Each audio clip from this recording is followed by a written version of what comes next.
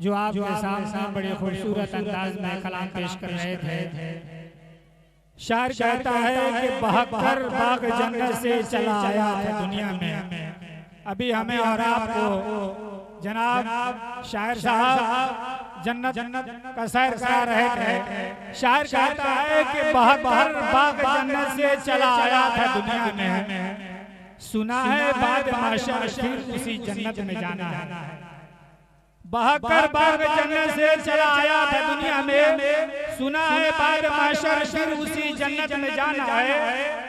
चला तो जाऊं जन्नत में मगर ये सोच कर चुप हूँ मैं आदम ज़ात हूँ मुझको भाग जाने की आदत है। हाजिरीन गिरामी, इस प्रोग्राम के जो सदर हैं जनाब अलहाज हयात मौलाना नाजिम उबानी मोहम्मद अमानुल्लाह साहब अल मज़ाहिरी और रौनक स्टेज हो चुके हैं। हम उनका खैर मकदम करते हैं, इस्तकबाल करते हैं, खुश आमदीद करते हैं। और रज़ाकार हज़रात से गुजारिश है कि आप जरा इधर उधर घूमते रहे, टहलते रहे, कहीं से कोई खलफशात की खबर ना आनी चाहिए, वरना इसके जिम्मेदार आप खुद होंगे। अब मैं चाहता हूँ कि वक्त को सामने रखते हुए और जो मेहमान मुकर्रर आए हैं मैं उनसे रूबरू हूँ इस शेर के साथ कि गुलशन को अपने फूंकने वाले कहाँ के हैं। मैं इसी तैयार के रहने वाले मुकर्रर से आप तमाम हज़रात को रूबरू कराना चाहता हूँ कि गुलशन को अपने फूंकने वाले कहाँ के हैं। वह लोग रहने वाले इसी गुलसिता के हैं। कांटों में भी तो पाई है फूलों में परवरिश, चाहते हुए तो ये भी इसी गुलसिता के हैं। हाजिरीन गिरामी, मैं इसी शेर के साथ जनाब हयात मौलाना मुफ्ती अजहरुद्दीन साहब मोहम्मदपुर को दावत सुखन दे रहा हूँ कि हजरत वाला दाइश पे तशरीफ लाए और अपने कीमती कलाम से हम तमाम सामईन को महसूस फरमाए वक्त का ख्याल करते हुए।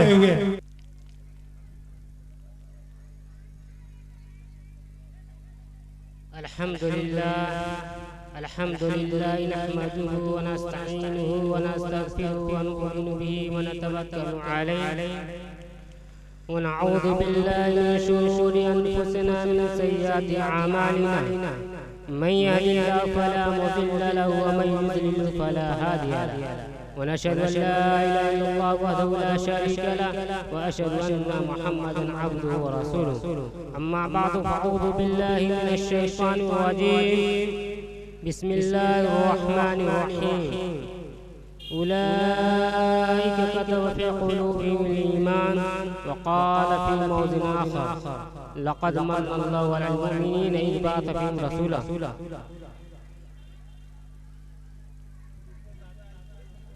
व क़ाल फी मौज़िन आख़र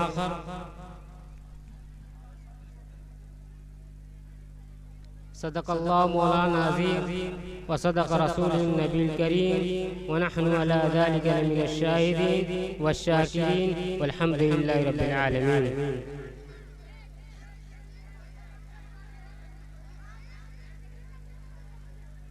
जिस दौर पर आज़ादी दुनिया अब हम वो ज़माना भूल गए।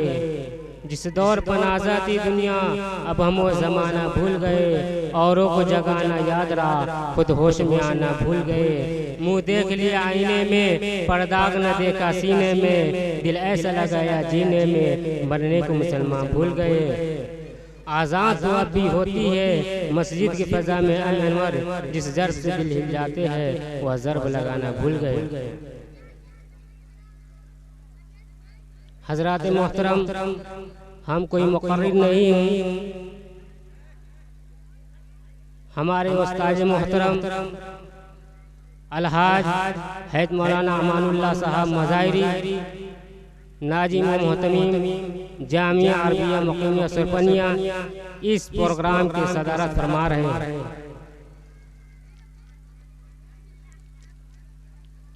हम एक तालिब इल्म की हैसियत से कुछ बोल रहा हूँ क्योंकि हमारे उस्ताद मोहतरम यहाँ स्टेज पर जलवा अफरोज है। जो गलती हो उसको इस्लाह। मेरे भाइयों, मैंने कुरान पाक में एक आयत पढ़ी है जिसमें अल्लाह तबारक व तआला ने अपने पैगंबर सल्लल्लाहु अलैहि वसल्लम को पूरी कायनात के लिए रहमत करार दिया। मेरे मोहतरम बुजुर्गों, दोस्तों, आज ये जो प्रोग्राम इस्लाही माशरा रखा गया है,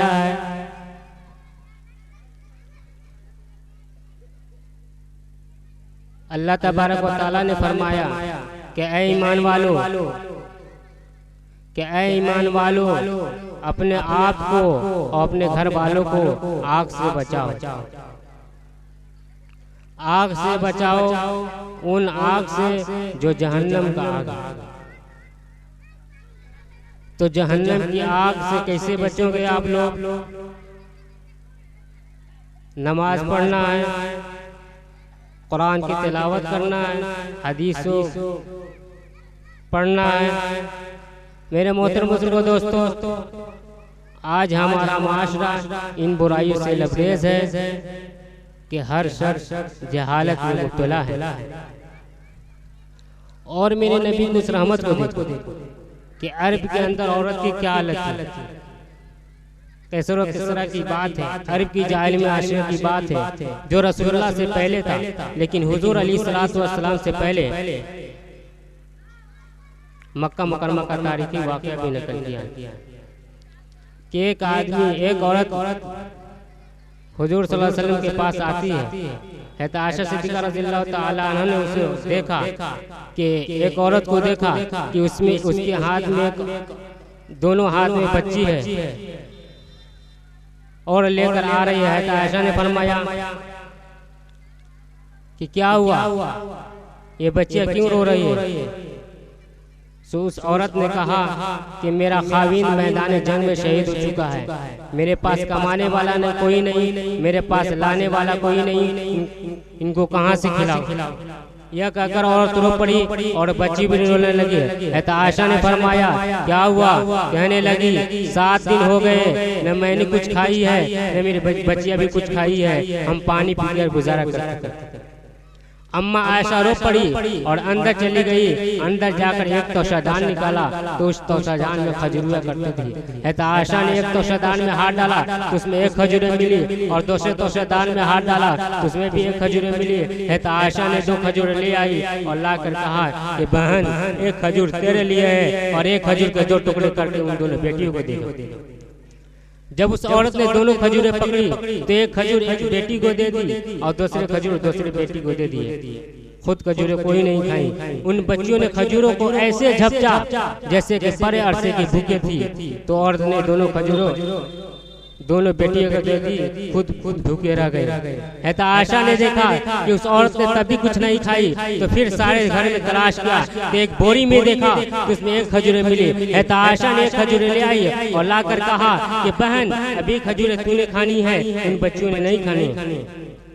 जब आयशा ने उस औरत को खजूरें दी तो और रो कर कहने लगी कि मेरा तो गुजारा हो जाएगा, मैं तो पानी पीकर भी गुजारा कर लूंगी, मेरी बेटियां भी भूखी है। उस औरत ने खजूर के 2 टुकड़े करके उन दोनों बेटियों को दे दिए और खुद पानी पी लिया और बेटियों को पानी पिलाकर चली गई। जब थोड़ी देर गुजरी तो रसूलुल्लाह तशरीफ लाए। तो आयशा ने सारा वाकया मेरे नबी के सामने बयान कर दिया। हुजूर सल्लल्लाहु अलैहि वसल्लम की आंखों से आंसू निकल आए। हुजूर सल्लल्लाहु अलैहि वसल्लम रो पड़े। हुजूर ने फरमाया, आयशा जाओ उस औरत को तलाश करो, जहाँ भी औरत तुझे मिले यह कह दो कि अल्लाह तबारक व तआला ने तुझे जन्नत की खुशखबरी दी है। मेरे मोहतरम बुजुर्गों, दोस्तों, मक्का मुकरमा का तारीखी वाकया भी नकल किया है। उस वाकया ने पूरी दुनिया को आंखों को ठंडा दिया। ऐसा वाकया तो दुनिया में कभी पेश ही नहीं आया कि एक आदमी रसूलुल्लाह सल्लल्लाहु अलैहि वसल्लम के पास आता है, कहने लगा या रसूलुल्लाह, मैं बड़ा गुनाहगार हूँ, मैं आपके दरवाजे पर आया हूँ, मेरा बड़ा गुनाह है, मेरा इतना बड़ा गुनाह है कि आसमान से भी बड़ा गुनाह है और जमीन से भी बड़ा गुनाह है, इसके लिए माफी मिल सकती है। हुजूर सल्लल्लाहु अलैहि वसल्लम ने फरमाया तूने शिर्क किया। उसने कहा शिर्क से बड़ा गुनाह समझता हूँ। हुजूर सल्लल्लाहु अलैहि वसल्लम ने फरमाया, बता तो सही कहना क्या जाता है। उसने कहा, या रसूलल्लाह, मेरे कुफ्र से 12 गुनाह किया है और शिर्क से 12 गुनाह किया है, मुझे माफी मिल सकती है। हुजूर सल्लल्लाहु अलैहि वसल्लम ने फरमाया, बता तो सही कहना क्या चाहता है। उसने कहा, या रसूलल्लाह, मेरे इलाके में, मेरे घर में रिवाज यह था कि जो बच्ची पैदा होती उसको जिंदा दफन कर देते। बच्ची बड़ी न होती थी, बच्ची जिंदा दफन हो जाती थी। अरब का सरदार अबू जहल था, जिसके घर में बच्ची का पता चलता जाकर उसी वक्त बच्ची को कत्ल कर देता और यह कहता था कि किसी घर में दामाद ना आए, किसी घर में लड़की को लेने वाला कोई ना आए। हमारे इलाके में रिवाज यह था कि जो बच्ची पैदा होती उसको जिंदा दफन कर दिया जाता। हुजूर सल्लल्लाहु अलैहि वसल्लम ने फरमाया, बता तो सही कहना क्या चाहता है। उसने कहा, या रसूलल्लाह, मेरे घर में एक बच्ची पैदा हुई, 14 साल के बाद बच्ची पैदा हुई। कोई औलाद न थी, कोई बेटा न था, कोई लड़की न थी। जब बच्ची पैदा हुई तो मेरी बीवी ने कहा, मैंने इस बच्ची को छुपा कर रखेंगे। चुनांचे उस बच्ची को छुपाई। 2-3 साल गुजर गए, बच्ची छुपी रही, लेकिन किसी तरह अबू जहल को पता चल गया। चौराहे में खड़ा कर उसने मेरा बाजी पकड़ लिया और कहा कि तेरे घर में लड़की है, तू करेशवे का कटवाएगा, तेरे लिए जायज नहीं है कि तू मेरे राह में होकर अपनी बच्ची को जिंदा दफन होने से बचाए। मैं ऐसा नहीं कर सकता। आज ही अपनी बच्ची को जिंदा दफन कर दे, वरना तेरे सारे घर में कल आग लगा दूंगा। कहने लगा, या रसूलल्लाह, मैं अबू जहल की धमकी से घबराया। मैं घर आएगा, मैंने बच्ची को कुछ न बताया, उसकी माँ को भी कुछ न कहा। जब मैं घर में आता था तो बच्ची मेरे पास आती थी, मेरे सीने से चिपक जाती थी, मेरी तकलीफ दूर हो जाती थी, मैं उससे प्यार करता था। लेकिन आज वो बच्ची मेरे पास आने लगी, मैंने धक्का दे दिया, मैंने पीछे हटाया और कहा कि तेरे मामू घर तुझे छोड़ आऊं, अबू जहल कल को तलवार लेकर आएगा। बच्ची सहम गई, उसकी माँ को कुछ न बताया। उस बच्ची को जब मैं लेकर बाहर निकला तो एक किसी जमीन खोदने वाली कोदार भी साथ ले ली। बच्ची कंधे पे है और कोदार भी कंधे पर है और अपनी बस्ती से बाहर निकाला, पहाड़ी से बाहर निकल गया तो बच्ची कहती है, अब्बू जान, मुझे कहाँ ले जाते हो। मैंने कहा, तेरे मामू घर। तो उस बच्ची ने कहा कि जंगल में तो मेरे मामू का घर नहीं है। मैंने उस जंगल में पहाड़ के पीछे जो कब्रिस्तान था, वहाँ पर एक जगह बच्ची को खड़ा करके मैंने उसी कब्र खोदना शुरू कर दिया ताकि ऐसे जिंदा दफन कर दूं। जब उस बच्ची के मैंने कब्र खोद रहा था तो बच्ची मेरे पास करीब आ गई, मेरे करीब आ गई और अपने दुपट्टे को जमीन पर बिछाकर मिट्टी निकालती थी। मैं उसका गला खोद रहा था, वो भी मेरे साथ हाथ बटाती थी। जब उस बच्ची की कब्र बन गई और बच्ची को उठाकर कब्र में डालना चाहा तो बच्ची कहती है, अब्बू जान, मेरा कसूर तू बताओ, मेरा जुल्म तू बताओ, किस जुल्म में मुझे जिंदा दफन कर रहे हो। हुजूर सल्लल्लाहु अलैहि वसल्लम की आंखों से आंसू निकल आए। हुजूर सल्लल्लाहु अलैहि वसल्लम रो पड़े। हुजूर ने फरमाया कि मुझे तरस न आया कि मैंने बच्ची किसी आव पुकार को न सुना। बच्ची कहने लगी कि जब मैं बच्ची को उठाकर कब्र में डाला तो बच्ची कहने लगी, मेरा कसूर नहीं, मेरा कोई जुल्म नहीं, मुझे छोड़ दे, मैं सारी जिंदगी तेरे घर में नहीं आऊंगी। मैं अरब के जंगलात के अंदर फिर कर वक्त गुजार लूंगी, मैं तेरे घर में नहीं आऊंगी। तुझे मुझसे नफरत हो गई तो बता देता, मैं अपनी अम्मी को तो आखिरी सलाम कह के आ जाती। जब यह बात कही तो साहबी की चेखें निकल गई। उसके बाद कहने लगा कि मैंने बच्ची किसी आव पुकार को न सुना। बच्ची को डालने लगा तो बच्ची कहती है, अब्बू जान, मैं आखिरी बात कहती हूँ, मुझे छोड़ दे, मैं सारी जिंदगी तेरा चेहरा नहीं देखती, मैं सारी जिंदगी तेरे घर में नहीं आती, मैं अरब के जंगलात के अंदर फिर कर वक्त गुजार लूंगी, मैं तेरे घर में नहीं आऊंगी। उसके बाद बच्ची किसी आव पुकार को न सुना। उसके सीने के ऊपर रेत का तौदा डाला, सीने के ऊपर रेत का तौदा डाला। डालने के बाद उसके ऊपर रेत का तौदा डाला और उसके ऊपर उसको कब्र में डाल दिया और उसके ऊपर मिट्टी डाल कर उसकी कब्र बना दी। जिस दिन से उसने बच्ची को जिंदा दफन किया है उस दिन से वो रोजाना ख्वाब में मिलती है और मुझे कहती है कि अब्बू जान, तेरा गरीबान होगा, मेरा हाथ होगा, कयामत का दिन होगा, रसूलुल्लाह की महफिल होगी। कहने लगा कि मेरे पाँव में लज्जत तारी हो गई, 40 दिन गुजर गए, मुझे नींद नहीं आई। अल्लाह के रसूल सल्लल्लाहु अलैहि वसल्लम, मैं आपके दरवाजे पर आया हूँ, इसके लिए भी माफी मिल सकती है। हुजूर सल्लल्लाहु अलैहि वसल्लम ने फरमाया, तूने गुनाह तो बहुत बड़ा किया है, लेकिन तुम सच्चे दिल से आकर मेरे दरवाजे पर कलमा पढ़ेगा तो अल्लाह ताला तेरे उस गुनाह पर रहमत की चादर डाल देगा। चुनांचे उसने उसी वक्त कलमा पढ़ा और कलमा पढ़ के मुसलमान हो गया। अल्लाह तबारक व तआला ने फरमाया कि जा, तेरे आसमान से भी गलती माफ हो गई। यह है हजरत आयशा और हजरत फातिमा का नमूना। मेरे मोहतरम बुजुर्गों, दोस्तों, मैं मिसाल देने के लिए जा रहा हूँ कि हुजूर सल्लल्लाहु अलैहि वसल्लम की मजलिस है तो आयशा बैठी हुई है। पूछा गया, आयशा सबसे अच्छी औरत कौन होती है, सबसे अच्छा मर्द कौन होता है तो आयशा सिद्दीक़ा रज़ियल्लाहु तआला अन्हा ने फरमाया कि या रसूलल्लाह, इसमें भी पूछने की बात है, सबसे अच्छी औरत वो होती है जो ससुराल की तारीफ करे। सबसे अच्छी औरत वो होती है जो ससुराल की तारीफ करे। सबसे अच्छी औरत वो होती है जो शौहर की तारीफ करे। सबसे अच्छी औरत वो होती है जो सास ससुर की तारीफ करे। सबसे अच्छी औरत वो होती है जो सौतेले बच्चे के साथ अच्छा सलूक करे। इससे बेहतर कोई औरत नहीं हो सकती। हुजूर सल्लल्लाहु अलैहि वसल्लम ने फरमाया, आयशा तूने सही कहा, तुझसे बेहतर कोई औरत नहीं, मुझसे बेहतर कोई मर्द नहीं। सवाल हुआ कि सबसे बेहतर औरत कौन है, सबसे बेहतर मर्द कौन है। जवाब किसी को मालूम नहीं था। जवाब किसी को मालूम नहीं था। है तो अली खड़े हुए, या रसूलल्लाह, मैं फातिमा से मालूम करके आता हूँ। तो हजरत फातिमा रज़ियल्लाहु तआला अन्हा से मालूम करके गया। तो हजरत फातिमा रज़ियल्लाहु तआला अन्हा ने फरमाया कि सबसे अच्छी, सबसे बेहतर औरत वो होती है जो किसी अजनबी मर्द को ताक झांक न करे। सबसे बेहतर औरत वो होती है जो किसी अजनबी मर्द को ताक झांक न करे। सबसे बेहतर मर्द वो होता है जो किसी अजनबी औरत को ताक झांक न करे। यह सवाल जब नबी करीम सल्लल्लाहु अलैहि वसल्लम के खिदमत में हाजिर हुआ तो नबी करीम सल्लल्लाहु अलैहि वसल्लम हमारे खुशी के मचल गए कि आखिर फातिमा किसकी बेटी है, किसके जिगर का टुकड़ा। मेरे मोहतरम बुजुर्गों, दोस्तों, लेकिन आज हमारा माशरा इन बुराइयों से लबरेज है कि हर शख्स जहालत में मुब्तला है। मेरे मोहतरम बुजुर्गों, दोस्तों, आज हमारी माँ और बहनों जहालत की वजह से गलत कदम उठा बैठती है। मेरे मोहतरम बुजुर्गों, दोस्तों, आज हमारी माँ और बहनों बड़े बड़े मोबाइल लेकर वीडियो बनाते हैं, टिकटॉक पर नाचती है, फेसबुक पर नाचती है। मेरे मोहतरम बुजुर्गों, दोस्तों, आज हमारी मुस्लिम लड़कियां टिकटॉक पर नाचती है। क्या उसका बाप नहीं देख रहा है कि मेरी बेटी है? क्या उसका भाई नहीं देख रहा है कि मेरी बहन है? क्या गांव के लोग नहीं देख रहे हैं कि हमारे माशरे की लड़की है? लेकिन उसको फख्र की नजर से देखा जा रहा है कि मेरी बेटी है, ये मेरी बहन है। मेरे मोहतरम बुजुर्गों, दोस्तों, कान खोल के सुन लो।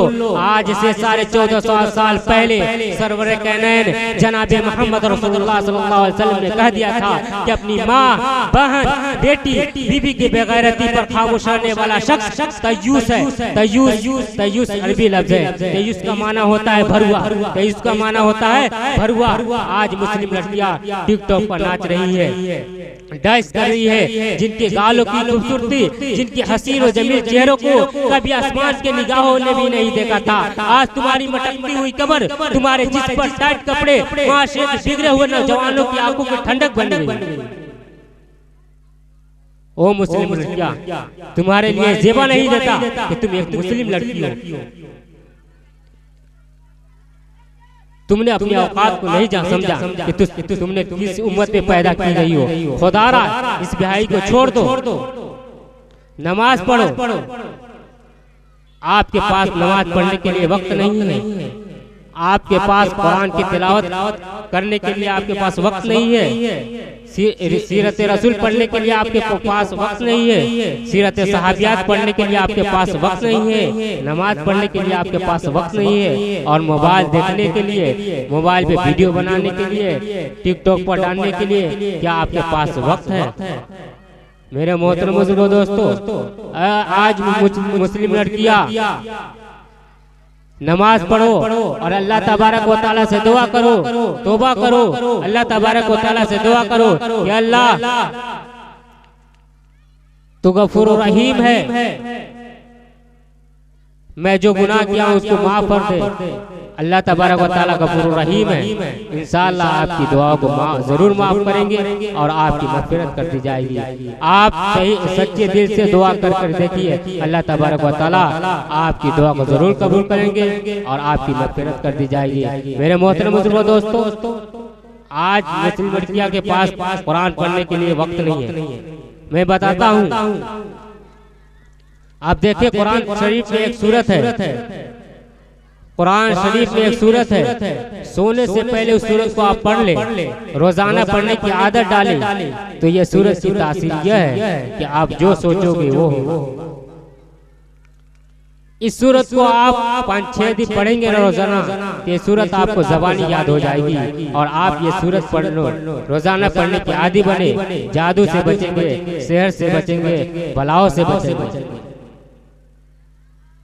ये सिर्फ भूखमरी से बचना है, फाका कशी से यानी गुर्बत से मालदार बनना है, तो सोते टाइम सूरह वाक़िया की तिलावत करें। सूरह वाक़िया मालदार बनाने वाली सूरत है। एक मर्तबा हज़रत सैयदना अब्दुल्लाह इब्न मसूद रज़ियल्लाहु ताला अन्हु, आपकी विसाल का वक्त करीब था, हज़रत सैयदना उस्मान गनी आपके घर गए और जाने के बाद कहने लगे कि अब्दुल्ला, आपकी बड़ी दिली खिदमत है, अब ऐसा लगता है कि आप ज्यादा दिन तक जिंदा नहीं रहोगे और आपकी बेटियां हैं, आप मुझे वसीयत कर दे कि मैं आपकी बेटियों के लिए क्या खिदमत कर सकता हूँ। हज़रत अब्दुल्लाह इब्न मसूद रज़ियल्लाहु ताला अन्हु फौरन उठकर बैठ गए, कहने लगे, उस्मान मेरे भाई, आप याद रखो, मेरी बेटियां कभी भूखी नहीं रहेगी, मेरी बेटियों को कभी माल की तंगी नहीं होगी, मेरी बेटियां कभी फाके से नहीं रहेगी। तो हज़रत सैयदना गनी उस्मान रज़ियल्लाहु ताला अन्हु ने फरमाया, कहा कि अब्दुल्ला, आप जो इतने यकीन से कह रहे हो, ऐसा लगता है तुमने अपनी बेटियों के लिए बहुत माल इकट्ठा कर रखा है। सैयदना अब्दुल्लाह इब्न मसूद रज़ियल्लाहु ताला अन्हु ने फरमाया, कहा कि नहीं, मैंने अपनी बेटियों के लिए माल इकट्ठा नहीं किया है, मुझे अपने नबी के फरमान पर भरोसा है कि अल्लाह के नबी सल्लल्लाहु अलैहि वसल्लम ने फरमाया कि जो सोते टाइम सूरह वाक़िया की तिलावत कर लेगा, उसे घर में कभी फाका कशी की नौबत नहीं आएगी। मैंने अपनी बच्चियों को सूरह वाक़िया पढ़ने का आदी बना दिया हूँ, जब तक उसने सूरह वाक़िया पढ़ती रहेगी, इंशाअल्लाह उससे घर में कभी फाका कशी की नौबत नहीं आएगी। ये सहाबा का यकीन था। बहुत सारी बच्चियों को रिश्ते नहीं आते, सूरह यासीन पढ़े, असर के बाद पढ़े, उनको अच्छे रिश्ते आएंगे। कुरान में सब कुछ है, लेकिन कुरान पढ़ना नहीं चाहते, तावीज लेना चाहते, वजीफा पढ़ना चाहते। कुरान से बढ़कर कौन सा वजीफा, वो मुझे बताए ना।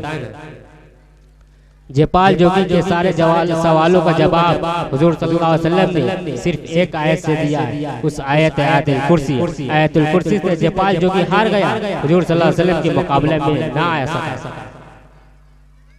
यह है कुरान की तासीर, कुरान की हर लफ्ज में सिफा है। मेरे मोहतरम बुजुर्गों दोस्तों, आज हमारा माशरा इन बुराइयों से लबरेज है कि कुरान ताक में है, लेकिन कुरान को देखना कोई नहीं चाहता। कुरान शादी में मिलता है बेटी को, कुरान ताक में वहीं पर है, कभी जुमा के भी नहीं देखना। मेरे मोहतरम बुजुर्गों दोस्तों, कुरान पढ़िए, नमाज पढ़िए। मेरी माँ और बहनों से गुजारिश करता हूँ और कि नमाज पढ़े और पर्दे की हिफाजत करे, नमाज पढ़े, कुरान की तिलावत करे और अल्लाह तबारक व तआला से दुआ करे कि अल्लाह जो गलती हो गई है उससे माफ फरमा। अल्लाह तबारक व तआला आपकी दुआ को जरूर कबूल करेंगे। तौबा करके देखिए मेरे मोहतरम बुजुर्गों दोस्तों, तौबा करने का मतलब क्या हुआ? आदमी गुनाह कर रहा है, तौबा नहीं कर रहा। आदमी गुनाह कर रहा है, तौबा नहीं कर रहा है। एक आदमी से गुनाह ही नहीं होता, खुद खुश नसीब आदमी है। गुनाह करता है, तौबा करता है, ये भी खुश नसीब आदमी है। आदमी बंद कमरे में तौबा कर रहा है, बंद कमरे में गुनाह कर रहा है। खुदा कहता है कैसा आदमी है, सबसे छुप करके तौबा कर रहा है, सबसे छुप करके गुनाह कर रहा है। यह जानता है कि खुदा को मालूम है और सब को से छुप करके गुनाह सबसे छुप करके तौबा कर रहा है। सबको बेहतर समझ रहा है, खुदा को कमतर समझ रहा है। मेरे मोहतरम बुजुर्गों दोस्तों, तौबा करेंगे तो आपको 4 फायदे होंगे। तौबा करेंगे ना इंशाअल्लाह आपको 4 फायदे होंगे। नंबर 1 फायदा होगा, अल्लाह तबारक व तआला आपको सुकून देगा।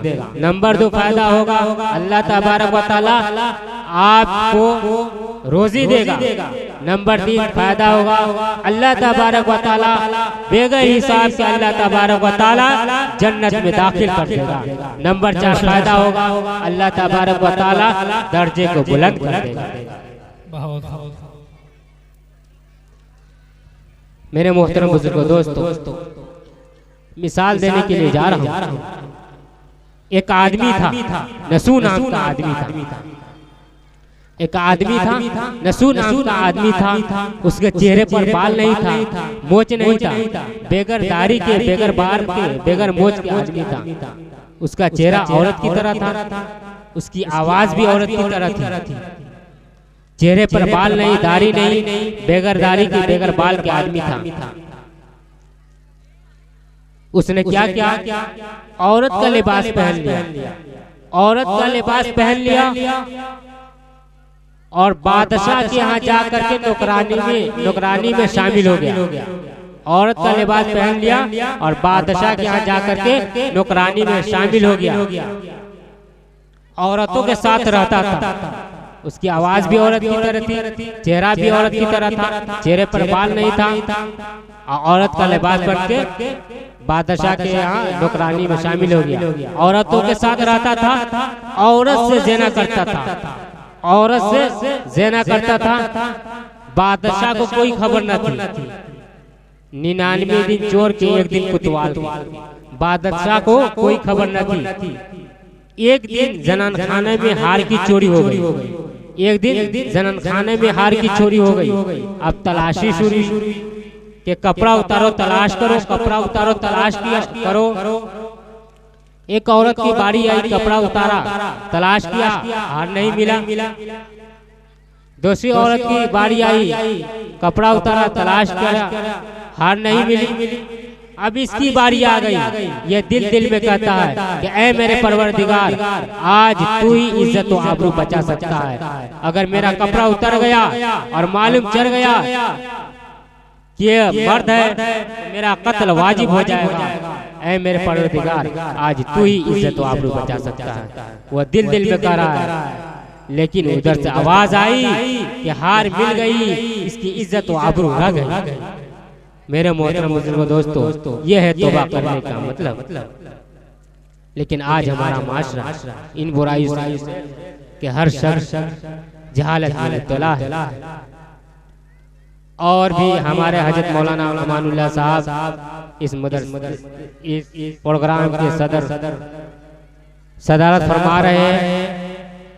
अब मैं अपनी बात को इसी पर ख़त्म करता हूँ, क्योंकि और भी उलमाए कराम से अच्छे बयानात भी हो मौलाना से बाकी है सुनने के लिए। आप लोग जमी के साथ बैठे रहे। मौलाना बहुत कीमती बात बताएंगे। हमारे हजरत किसी शायर ने क्या खूब लिखा है कि ऐ जन्नत तुझ में हुरो कसूर रहते हैं, कि ऐ जन्नत तुझ में हुरो कसूर रहते हैं, मैंने माना जरूर रहते हैं। कि ऐ जन्नत तुझ में हुरो कसूर रहते हैं, मैंने माना जरूर रहते हैं। मेरे दिल का तवाफ कर जन्नत मेरे दिल में हुजूर रहते हैं। सल्लल्लाहु अलैहि वसल्लम। व आखिरु दवाना अल्हम्दुलिल्लाह।